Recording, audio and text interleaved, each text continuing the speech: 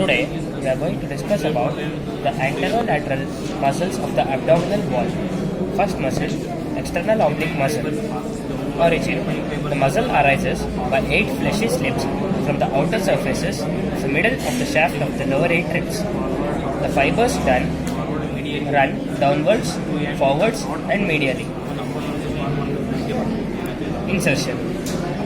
Most of the fibers of the muscle end in a broad aponeurosis through which they are inserted from above downwards into the xiphoid process.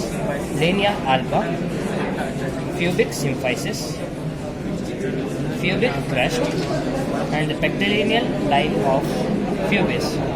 The lower fibers of the muscle are inserted directly into anterior 2/3 of outer lip of iliac crest.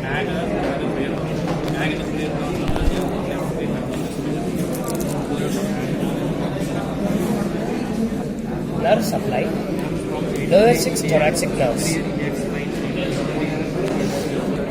Second muscle, internal oblique muscle. Origin, the muscle arises from lateral 2/3 of the inguinal ligament. The anterior 2/3 of the intermediate area of the iliac crest. The thoracolumbar fascia. From this origin, the fibers run upwards, forwards and medially, crossing the fibers of the external oblique muscle at right angles.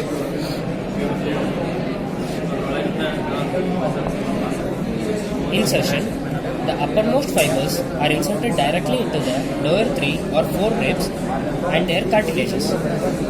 The greater part of the muscle ends in an aponeurosis through which it is inserted into 7th, 8th and 9th costal cartilages, the xiphoid process,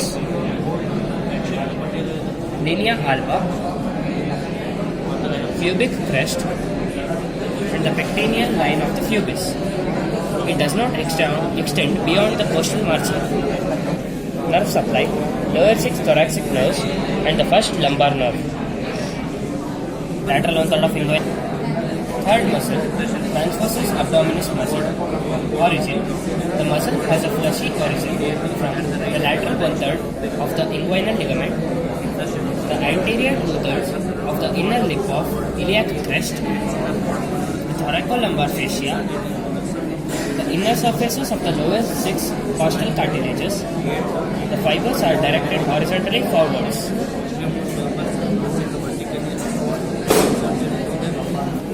Insertion.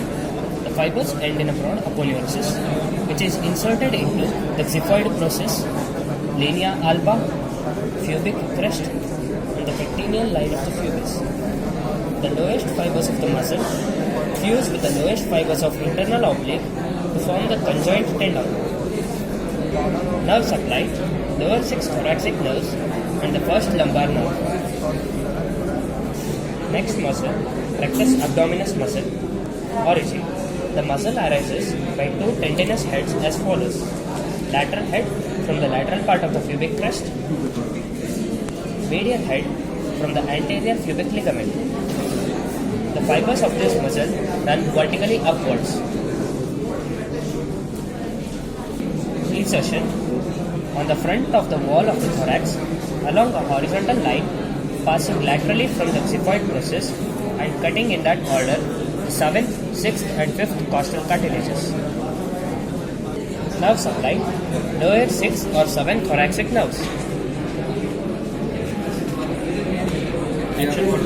Actions of the main muscles of the anterior abdominal wall. First action, support for abdominal viscera. Abdominal muscles provide a firm but elastic support for the abdominal viscera against the gravity. Second action, expulsive action.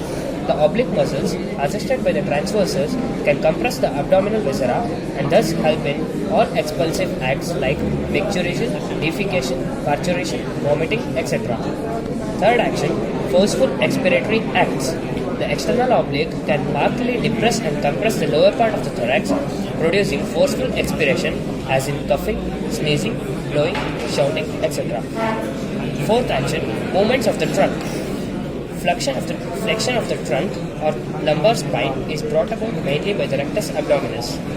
Lateral flexion of the trunk is done by one-sided contraction of the oblique muscles.